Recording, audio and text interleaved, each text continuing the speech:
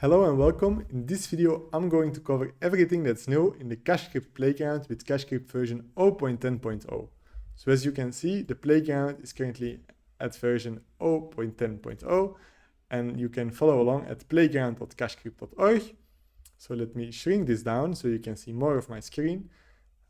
So what is new? If you compile your contract and you go to new contract, you can see that the default target network is MockNet, which stands for a mock network, which means it emulates a real network, but it's not a testnet. You don't need to get any coins or need to set up testnet wallets, but instead, MockNet, for example, if you take a look at this wallet, MockNet allows you to just add random UTXOs, or for example, create a custom UTXO with a custom tokens, custom amounts, capabilities, and commitments. So you can just, when you press this button, add a balance to your wallet without any extra setup required.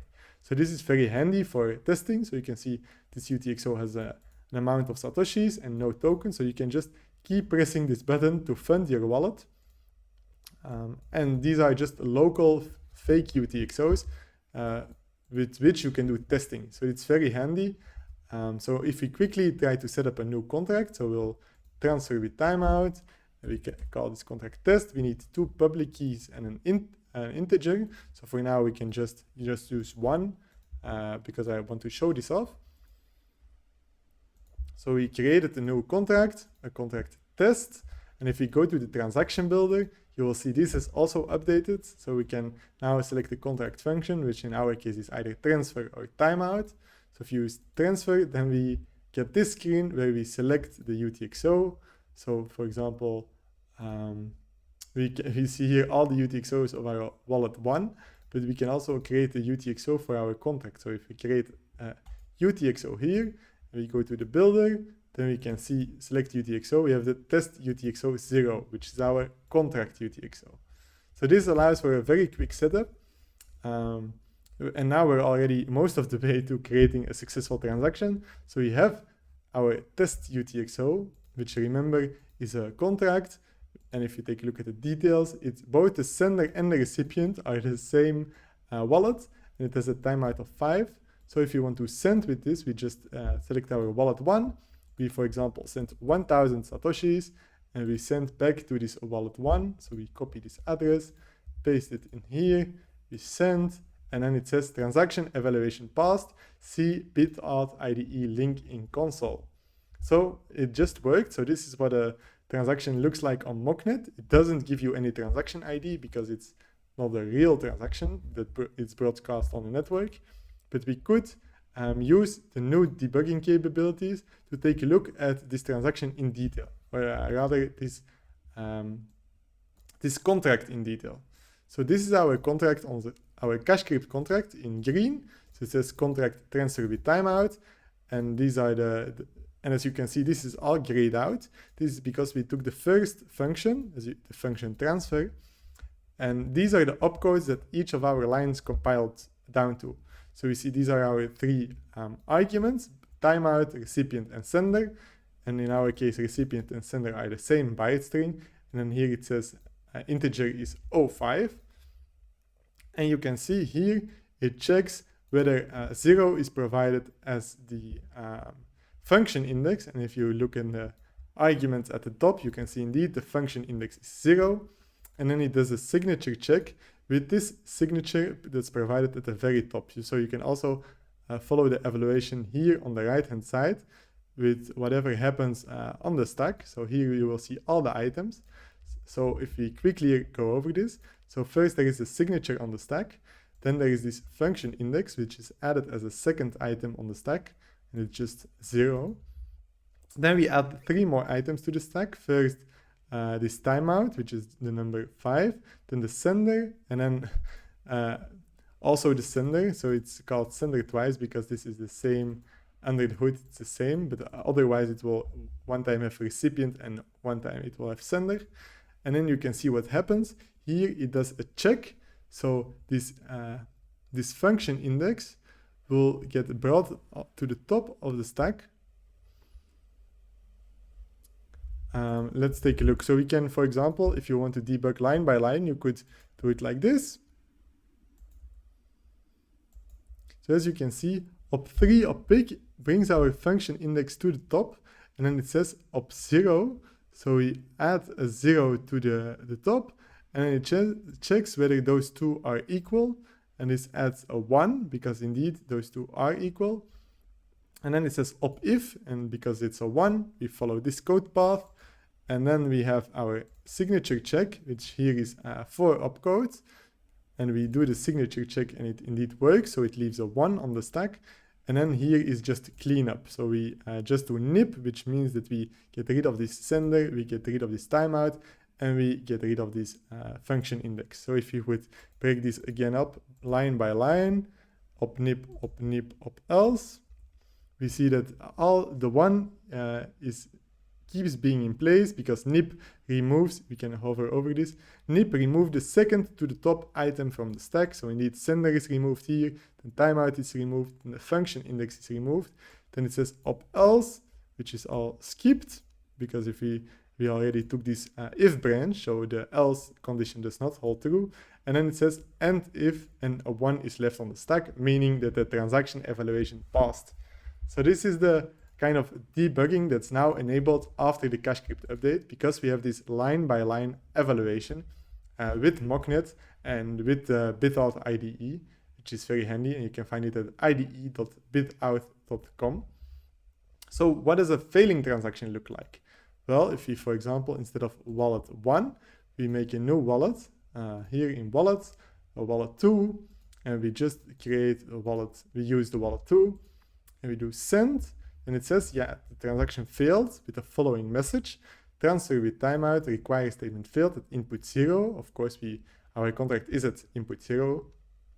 And then it says, failing statement require check sich, recipient sich with the recipient public key hash. And indeed, our signature that we provided is from wallet 2, so it does not match the recipient public key hash, the public key that we provided. Yeah, indeed, we provided the public key for the recipient, and this check says at line 6, this does not match, because the signature we provided to unlock this function does not match the recipient public key that we provided here as an argument to set up this contract. And if we take a look again at the Bitout IDE, so here it is in red, we will see that now we have a failing case. So we make this a little wider. We now have a failing case, and if you take a look at what line, this is the line 6 of our CashScript code, but here in the Bitout IDE it would correspond to line 12, and we see that the program failed here, and if we check it line by line, you would see that the actual line where it failed is of course this signature check. So we take some items, we roll 2 items to the top, so we have at the very top we have this sender public key, and we have this signature, and then we check whether this signature matches, but then it says program failed, a signature verification failed, violating the null fail rule. So this is already technical, but just high level, it means our contract failed because here we did something wrong. So this helps a lot because we know it's at line 6. And now we'll do something more advanced in this simple transfer with timeout contract. We'll take a look at the other examples in CashScript, namely Mecenas. So I'm copying the Mecenas code and I'm pasting it in here. So we still have CashScript version 0.10.0, but now we have the Mecenas contract. And if we press compile, we'll see it here. And you can also just see already from the full bytecode that this is a more advanced contract compared to what we were just looking at, which is less than half of the code, I would say. So the problem is that currently transaction.h is not supported by the playground, so by the CashScript Playground. So we will have to remove this one line. And then if we compile, it says a period is an unused variable. So indeed, we also need to remove this period, and then we compile again. It says, yeah, we can override the existing artifact. And now in new contract, we can select MockNet with the Mecenas contract. So we can again call this contract, let's call this test Mecenas, because we're testing the Mecenas contract. And then we need to provide 3 arguments, and these are not of the type public key as before, but they're of type bytes 20. And this is because if you take a look at the contract, they're used as a public key hash. So for example, here, the funder is used as a public key hash because the hash is set equal to the hash of this public key. So here we could have named it better probably in the example. So this is the funder public key and this is the funder public key hash. So if we take our 2 wallets, we can rename them. So this can be the funder and this can be the recipient. And then we need this public key hash. So these are 20 byte hex string. So this is the funder public key hash. So we'll paste it in. Then we need the recipient public key hash, which is down here. And let's also paste it in. And then we need the pledge amount. So Mecenas is a recurring donation contract or a recurring pledge contract. So let's say we want to send 10,000 satoshis or 10,000 satoshis each time, each period from one person to another. And of course we remove the period check, but for now let's ignore that. So we create a test Mecenas contract created. So if you look at our contracts, we have here our old test. I'll remove that one for now. And here we have test Mecenas. And test Mecenas here is 127 bytes and 55 opcodes. And just go to the transaction builder, then we see test Mecenas. And we have 2 functions. We can either test reclaim or receive.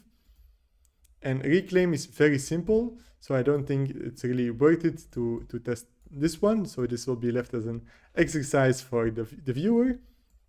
But we'll test a more complex receive function. So if we take a look at the transaction building, we of course need a contract UTXO. So in our contract, here contracts, test Mecenas, we need to add a random UTXO. So we now have one UTXO with 100,000 satoshis. So we can select this test Mecenas UTXO 0. And then we need to think what do our output need to be. And if we go to the contract again, we see here outputs. Well, we have at least one check in the beginning. It says our output 0, so our output at index 0. And locking bytecode is corresponds to an address. So each address encodes a locking bytecode. And it says the address needs to be the recipient locking bytecode. And the recipient locking bytecode is the locking bytecode created from the recipient public key hash. So that's a lot of info, but then if we go to the recipient, here the recipient, and then we need a locking bytecode, what would we need? Well, the locking bytecode, as it says here, the locking bytecode is some encoding of this public key hash.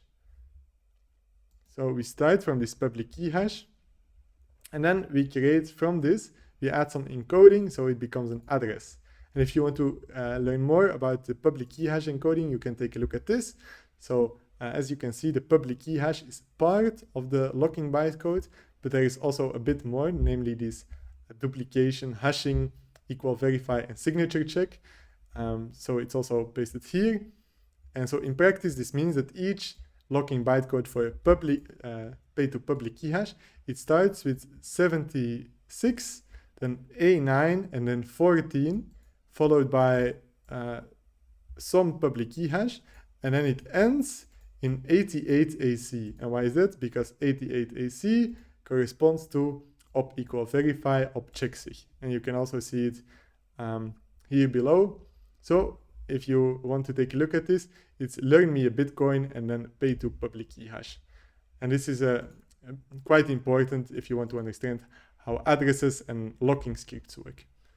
So to go back to our playground, we need an address here. This is what we're doing.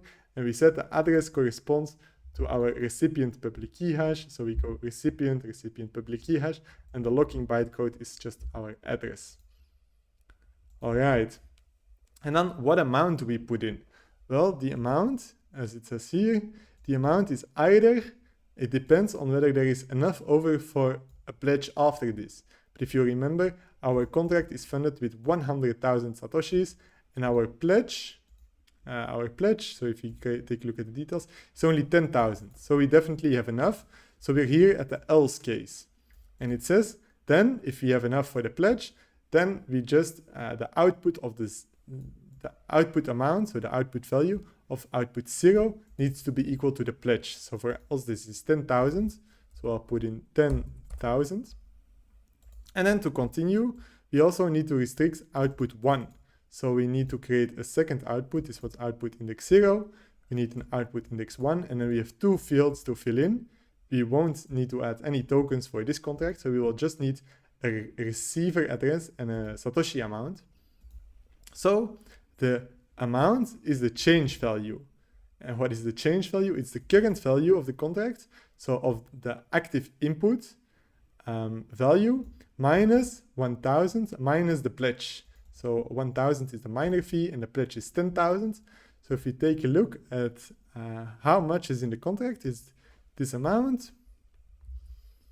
All right, it's 100,000. And then we need to subtract first 10,000. So that would be 90,476. But then we need to subtract 1,000 more for the fee. So it becomes 89,476. We still need to put in the receiver address. So the receiver address, how do we know this? It says here, the output 1.locking bytecode needs to have the change bytecode. And what is the change bytecode? Well, it's the locking bytecode of the input with this.active input index.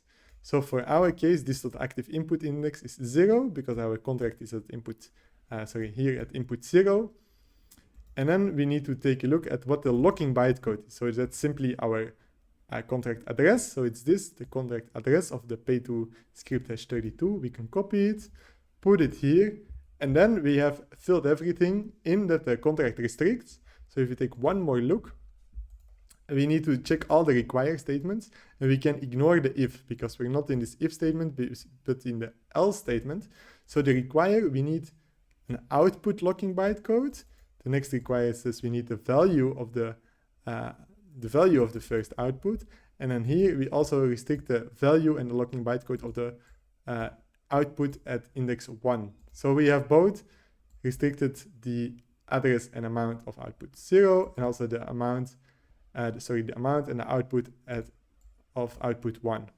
So if we press now send, after all this preparation, it says evaluation passed. So it worked. But if you would change one small number, for example, instead of 76, we change it to 75, and we send, and it says, oh, it failed at line 23.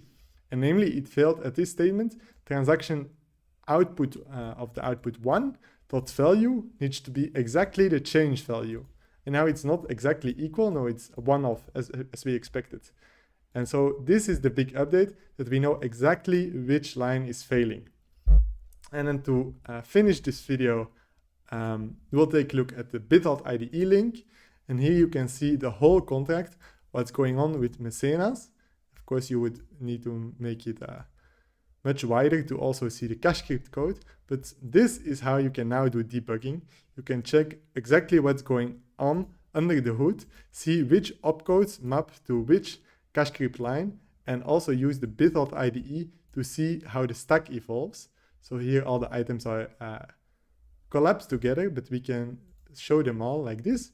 So then you can just follow the whole stack trace and do Bitcoin programming in the proper way.